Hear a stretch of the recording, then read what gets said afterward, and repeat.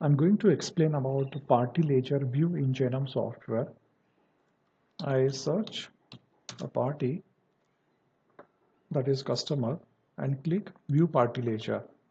Now here, this from date and to date indicates when the transaction is started and what is the last transaction. But in fact, I can take a transaction for specific duration also. So, and I click refresh. So I'll get to know the opening balance here, then the debit and credit, the total of it, and then the closing balance.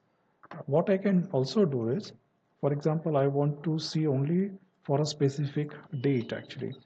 So I click here, this will be the opening balance and then the transaction for that date. Now, this party ledger, you can also search from business summary and trial balance. Now here, you can select a specific date and let's say I want to take only till, so from that specific financial year.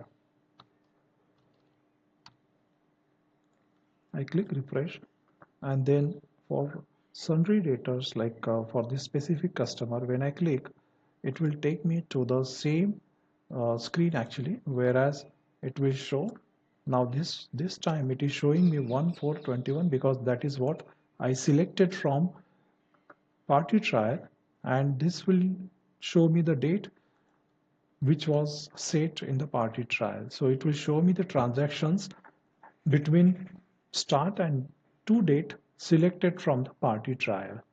Whereas I also have flexibility here to go back to whatever date I want and take further and then refresh. So it will show me the transactions for that date range.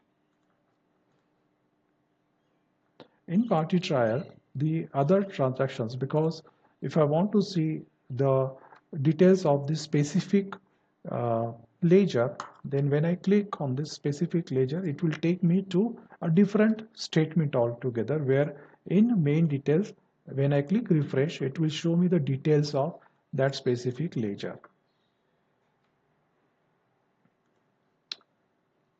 Whereas now this is a part of income, this is sundry data, whereas now this is a bank account.